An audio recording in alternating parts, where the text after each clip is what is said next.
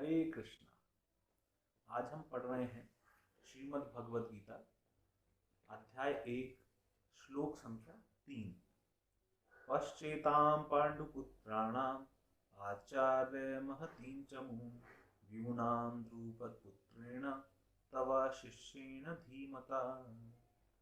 तो पिछले श्लोक में आपने सुना था कि किस प्रकार से संजय ने धृतराष्ट्र को बताया कि राजा दुर्योधन अपने गुरु द्रोणाचार्य के पास गए और उन्होंने ये शब्द कहे। तो क्या शब्द कहे वो इस श्लोक में बताया जा रहा है।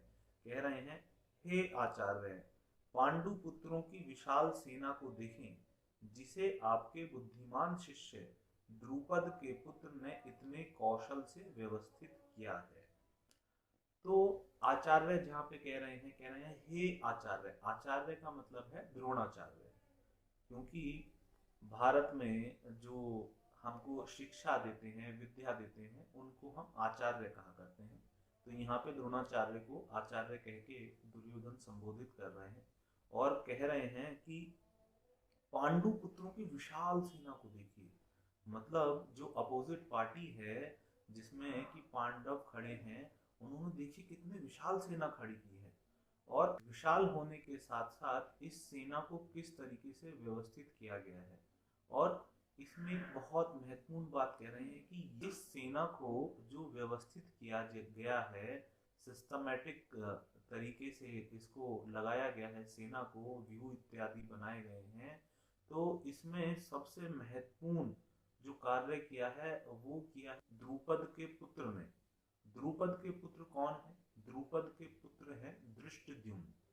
अब यहाँ पे आपको समझना पड़ेगा कि द्रुपद, धृष्टद्युम्न, इन सब का क्या लेना देना है द्रोणाचार्य से। वास्तव में देखा जाए, ये जो दुर्योधन है द्रोणाचार्य के ऊपर एक तंज कस रहा है और कह रहा है कि ये देखिए आपका बुद्धिमान शिष्य है, इसको आपने ही सिखाया है। ये जो धृष्टद्युम्न है द्रुपद का पुत्र, ये आपका ही शिष्य है और देखिए अब ये पांडवों की तरफ जाके उनकी विशाल सेना को व्यवस्थित कर रहा है। तो एक कहानी आती है, एक कथा आती है जिसमें जब द्रोणाचार्य और राजा द्रुपद छोटे थे। द्रुपद द्रौपदी के पिता हैं। द्रौपदी पांडवों की पत्नी है, तो इनके पिता हैं द्रुपद। जब द्रुपद और द्रोणाचार्य बालक थे तो ये दोनों ही एक साथ में एक गुरु के आश्रम में पढ़ने जाया करते थे। और जब बच्चा छोटा होता है तो वो कुछ कुछ वादे अपने मित्र से कर देता है कि जब मैं बड़ा बनूंगा तो मैं तुमको ये दूंगा, इतना पैसा दूंगा, ऐसा करूंगा, वैसा करूंगा। तो ऐसे ही द्रुपद राजा के पुत्र थे और द्रोणाचार्य ब्राह्मण के पुत्र थे। और द्रोणाचार्य गरीब थे क्योंकि ब्राह्मणों के पास उतना धन नहीं होता और द्रुपद बहुत अमीर थे राजा के पुत्र होने के। राजा द्रुपद ने जब ये बालक थे तो द्रोणाचार्य को इन्होंने एक वादा किया और बोला कि जब मैं बड़ा हूँगा और मेरे को राज्य मिलेगा और मैं राजा बन जाऊंगा तो मैं तुम्हें अपना आधा राज्य दे दूंगा। लेकिन वो तो बचपन की बात थी। जब द्रोणाचार्य और राजा द्रुपद ये दोनों ही बड़े हो गए तो द्रोणाचार्य राजा द्रुपद के पास गए और उन्होंने बोला कि बचपन में तुमने मेरे को एक वादा किया था, एक वचन दिया था कि जब तुम बड़े हो जाओगे तो मुझे अपना ये राज्य आधा मुझको दे दोगे। किंतु राजा द्रुपद ने द्रोणाचार्य को बहुत जलील किया और कहा कि तुम ब्राह्मण हो, बुद्धिमान हो, तुम्हें इतनी बात नहीं समझ में आती कि छोटे बच्चे जो वचन देते हैं उसका कोई मोल नहीं होता। वो तो मैंने नादानी में दे दिया था और अब मैं तुमको अपना राज्य नहीं दूंगा। तो इस बात से द्रोणाचार्य बहुत क्रोधित हुए। राजा द्रुपद के जलील किए जाने के बाद द्रोणाचार्य वहां से उनके राज्य से निकल गए और फिर कौरवों को और पांडवों को जाके उन्होंने युद्ध शिक्षा दी। और आप सभी जानते हैं कि अर्जुन द्रोणाचार्य का बहुत प्रिय शिष्य था और बहुत ही कुशल था धनुर्विद्या में। तो द्रोणाचार्य ने अर्जुन को कहा कि मेरा एक मित्र था द्रुपद और उसने मेरे साथ धोखा किया है, तो तुम उसके राज्य पे जाओ और वहां उससे युद्ध करके उसको बंदी बनाकर मेरे पास ले आओ। तो अर्जुन द्रुपद के राज्य में जाते हैं और वहाँ द्रुपद से और उनकी सेना से युद्ध करते हैं, और बहुत कुशल धनुर्धर थे अर्जुन।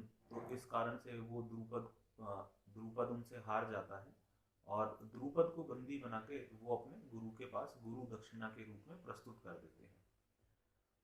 उसके पश्चात द्रोणाचार्य द्रुपद को कहते हैं कि जाओ, अब तुम्हारा मान मैंने भंग कर दिया।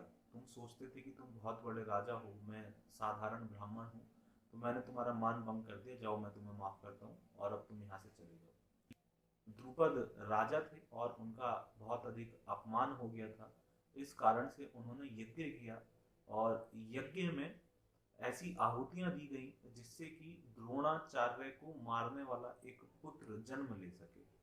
और उस यज्ञ में से जिसको द्रोणाचार्य को मारने के लिए किया गया था, एक पुत्र की प्राप्ति उनको हुई, और उसका नाम था धृष्टद्युम्न। और यही धृष्टद्युम्न को राजा द्रुपद ने द्रोणाचार्य के पास भेजा युद्ध शिक्षा सीखने के लिए। और द्रोणाचार्य को पता था कि ये जो धृष्टद्युम्न है, इसी के द्वारा मेरा वध किया जाएगा, और ये मुझे मारने के लिए ही इसने जन्म लिया है। लेकिन फिर भी क्योंकि ब्राह्मण का धर्म है दूसरे को शिक्षा देना और जो उनके पास आए उसको शिक्षित करना, तो उन्होंने धृष्टद्युम्न को स्वीकार किया और उन्हें शिक्षा दी।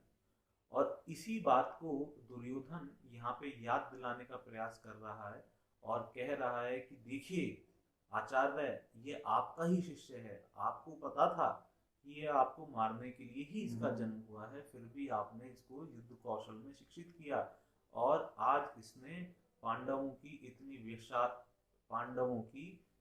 विशाल सेना को इतने व्यवस्थित ढंग से सुसज्जित किया है।